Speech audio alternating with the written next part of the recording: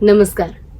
આજે મારે એ વાત કરવી છે કે આટલા બધા ફિલ્ડ અને આટલા બધા મુદ્દાઓની વચ્ચે વિચાર ગર્ભ સંસ્કારનો કેમ આવ્યો, તમને અહીંયા મળશે શું અને શા માટે એ જરૂરી છે અને ફ્રી શું કામ આપી રહ્યું છું. કારણ કે ઘણા બધા એવા પણ પ્રશ્ન કર્યા કે તમે ફ્રી કેમ આપો છો. બધા જ સવાલોનો જવાબ આજે પહેલા વિડીયોમાં અને પછી આપણે ટ્યુટોરિયલ ધીમે ધીમે શરૂ કરીશું. આજકાલની આપણી પેઢી જેન ઝી, જે નવું જનરેશન કહીએ કે મિલેનિયલ કહીએ કે આલ્ફા કહીએ, જે પણ જનરેશનોના નામ અપાતા આવે છે, પણ મૂળ વાત એટલી છે કે આપણી પેઢી પેરેન્ટિંગ બાબતે સિરિયસ છે. હવે માતા પિતાની જવાબદારી સમજાય છે કે જ્યારે માતા પિતા બનવાના હોય અથવા તો બાળક આવ્યા પછી કે કેવી રીતનું પેરેન્ટિંગ અનુસરવું. જેમ વડીલો કહે છે એ પ્રમાણે old parenting, strict parenting follow કરવું. ચાઇલ્ડ સાયકોલોજીસ્ટ ને ન્યુરોલોજીસ્ટ ને પીડિયાટ્રિક્સ ને જે પ્રમાણેની અલગ અલગ વાતો, બધા એક જ ફિલ્ડના 10 વ્યક્તિ અલગ અલગ વાત કરતા હોય એવું જેન્ટલ પેરેન્ટિંગ કરવું, કે પછી બંનેનું મિક્સ જે મોડરેટ પેરેન્ટિંગ જેને કહેવાય છે એવું કરવું. અલગ અલગ પ્રકારના અસંખ્ય યુટ્યુબ પર તમને ટ્યુટોરિયલ મળી જશે, પણ એ બધામાં સાચું શું છે ને તમારી માટે સારું શું છે એ અમે શોધીને લાવ્યા છીએ, કારણ કે જાત અનુભવ છે. જ્યારે હું ગર્ભવતી હતી ત્યારે મેં ગર્ભ સંસ્કારના જે સેશન લીધા હતા, ખરેખર ખૂબ સારા અને ખર્ચાળ હતા. એ બધું જ વર્ક મારી પાસે પડ્યું છે. એ બધું મને લાગ્યું કે બીજા કોઈને ઉપયોગમાં આવી શકે. એ જે અનુભવ મેં કર્યો છે અને જે પરિણામો મને મળ્યા છે, મારા અનુભવથી હું બીજાને એનો લાભ આપી શકું. બીજી સૌથી મહત્વપૂર્ણ વાત એટલા માટે અહીંયા કે હું 10 વર્ષથી આ ફિલ્ડમાં છું અને એક ચાઇલ્ડ સાયકોલોજીસ્ટ, ન્યુરોલોજીસ્ટ, મનોવૈજ્ઞાનિક, બાળકોની માટે કામ કરતા પીડિયાટ્રિક્સ, અનેક લોકો સાથે, શાળાના સંચાલકો, શિક્ષકો, પ્રિન્સિપલો, બધાની સાથે અનેકો ડિબેટ કરી છે. અને આ બધી જ ચર્ચાનો સાર જે મેં રાખ્યો છે મારી પાસે, સાચવીને લખીને રાખ્યો છે. અને આખું જે સાહિત્ય મારી પાસે છે, મને થયું કે લોકો સુધી આ સાહિત્ય પહોંચવું જોઈએ અને લોકોને એનો કોઈ ફાયદો થવો જોઈએ, દિશા નિર્દેશ મળવું જોઈએ. અને એ માટે આ વિચાર આવ્યો કે આપણે લોકો માટે કંઈક કરીએ. શરૂઆત અહીંયા મારે એટલા માટે કરવી છે કે આપણે જ્યારે માતા પિતા નહોતા બન્યા, એટલે કે આપણા જે માતા પિતા હતા, એમના જે માતા પિતા હતા, એ સમયને અનુરૂપ વારસામાં જમીનો આપીને ગયા. ખેતી પ્રધાન દેશ હતો, પશુપાલનનો દેશ હતો, એટલે માલ, ઢોર, જમીન એ બધું વારસામાં આપીને ગયા. આપણા માતા પિતાને વારસામાં શું મળ્યું? મકાન મળ્યા, સંપત્તિ મળી, ઘરેણાઓ મળ્યા. કારણ કે એ સમયની માંગ હતી, સંપત્તિની જરૂરિયાત હતી અને એ પ્રમાણેનો વિકાસ હતો.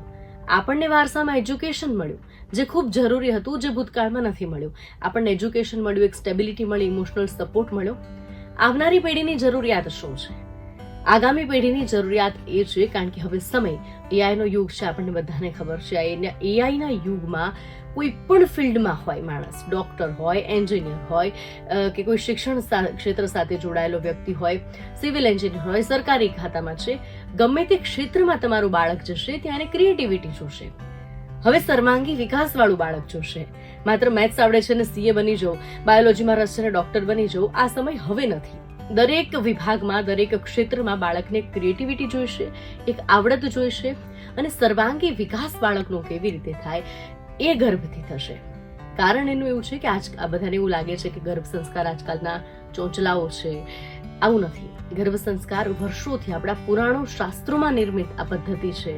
અભિમન્યુએ 7 કોઠા ગર્ભમાં શીખ્યા હતા ભગવાન શ્રી કૃષ્ણ પાસે, એ આપણે બધા જાણીએ છીએ. બાળકના ગર્ભમાં કયા મહિને કયો વિકાસ થાય છે, કયા અંગનો વિકાસ થાય છે, એ આધારિત આખું ગર્ભ સંસ્કાર કામ કરે છે. જેમ કે 4થા મહિને બાળકનું હૃદય બનતું હોય તો એ સમયે હૃદય સાથે જોડાયેલી એવી વાતો, એવી પ્રવૃત્તિઓ તમે કરો, એ પ્રકારનો ખોરાક ખાઓ કે બાળકનું હૃદય મજબૂત બને, એના વિચારો વિશુદ્ધ બને. આકાશ દર્શન તમે કરો કે બાળકનું મન વિશાળ બને, બાળકનું હૃદય વિશાળ બને, લોકો માટે ભાવનાઓ સારી રહે.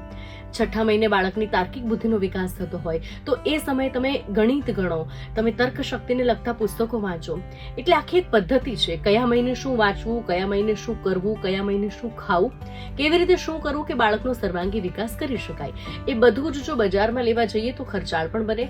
બીજું કે ક્યાંક ઓછા પૈસે થતા હોય પણ ઘરેથી ટ્રાફિક વાળા વિસ્તારમાં આપણે બધા હવે રહીએ છીએ, આવા જવાની જે તકલીફો થાય, આ બધાનું સોલ્યુશન મને એવું લાગ્યું કે એક યુટ્યુબ વિડીયો, એક માધ્યમથી, મારી પાસે ભગવાનની દયાથી માં સરસ્વતીની કૃપા છે, બોલવાની કળા છે અને મારી પાસે મારા અનુભવનું સાહિત્ય છે. આ બંનેને ભેગું કરી અને થોડી ઘણી માતાઓની મદદ કરી શકું, આવનારી પેઢીને સારી બનાવવામાં મદદ કરી શકું, કે આવનારી પેઢી સક્ષમ બને, આવનારી પેઢીનો સંપૂર્ણ વિકાસ થાય, એના માટે કંઈક યોગદાન આપી શકું. એના માટે મેં આ શરૂઆત કરી છે. એક નાનકડા ઉદાહરણથી તમને સમજાવું. એક જ ઘરના એક જ ફળિયામાં 2 આંબાના ઝાડ વાવ્યા છે. એક ઝાડને સમયાંતરે સમય મુજબ યાદ રાખીને માપસર પાણી, ખાતર, સૂર્યપ્રકાશ એને જરૂરી તમામ પોષક તત્વો આપવામાં આવે, વૃક્ષો સાથે સંવાદ કરવામાં આવે, મ્યુઝિક સંભળાવવામાં આવે. આપણે બધા પદ્ધતિઓ ભણીને આવ્યા છીએ કે કેવી રીતે વૃક્ષો રિસ્પોન્ડ કરે છે આ પ્રકારની વસ્તુને. એ ઝાડનો કેવો વિકાસ થાય અને એ જ જમીન પર બીજું કે જે એને પણ સૂર્યપ્રકાશ મળે છે, એને પણ પાણી મળે છે, એને પણ ખાતર મળે છે, પણ એ ગમે ત્યારે ગમે તેટલી માત્રામાં મળે છે અને એક છોડને એકદમ પ્રિસાઇઝલી મળે છે.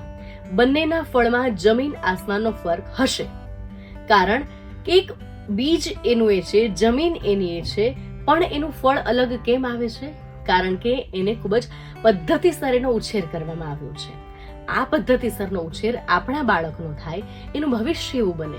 બાળક સાયકોલોજીકલી પણ ખૂબ જ મજબૂત બને, બાળક મેન્ટલી ખૂબ જ મજબૂત બને. હા, એવું નથી કે માત્ર વિચારો પર ગર્ભ સંસ્કારની અસર થાય છે, બાળકનું સ્વાસ્થ્ય કેવું બનશે એ પણ ખૂબ જ જરૂરી છે. અનેક બાળકો મેં જોયા છે, ભૂતકાળના કિસ્સાઓ મેં માતા પિતા પાસેથી સાંભળ્યા છે. એક માતા પિતાનો કિસ્સો હતો કે એમને પહેલું સંતાનને શ્વાસને લગતી તકલીફો હતી અને ગણિતમાં ખૂબ નબળું હતું. બીજું સંતાન જ્યારે તેમને થવાનું હતું ત્યારે ગર્ભ સંસ્કાર સમયે લોકોએ શ્વસન તંત્રને મજબૂત કરે એ પ્રકારનો ખોરાક જે અમારી ગર્ભ સંસ્કારની પદ્ધતિમાં છે એ એમણે માતાએ સેવન કર્યું, એ પ્રકારની એક્સરસાઇઝો કરી, કસરતો કરી અને માતાએ જ્યારે બાળક ગર્ભમાં હતું ત્યારે ગણિત શીખ્યું. તો બીજું બાળક જે જન્મ્યું એને કોઈ પણ પ્રકારનો શ્વસનની તકલીફ પણ નહોતી અને એ બાળક ખૂબ જ ઉત્તીર્ણ પણ થયું. એટલે આવા અનેક કિસ્સાઓ છે. મેં જે બુક ફોલો કરી છે એના જે રાઇટર છે એમને પણ હું તમને આગળ જેમ સેશન આવતા જશે એ પ્રમાણે વાત કરતી જઈશ. એમના પણ અનુભવો એટલા બધા છે અને ખૂબ જ પ્રેરણા આપે એ પ્રકારની આ વાતો છે. પણ ગર્ભ સંસ્કારનું આ વિજ્ઞાન, ગર્ભ સંસ્કારની આ વાત એને પ્રેક્ટિકલ વર્કશીટ સાથે આપણે સમજવાની છે. ગર્ભ સંસ્કાર એટલે માત્ર યજ્ઞ, હવન, પૂજા, હોમ એ નથી.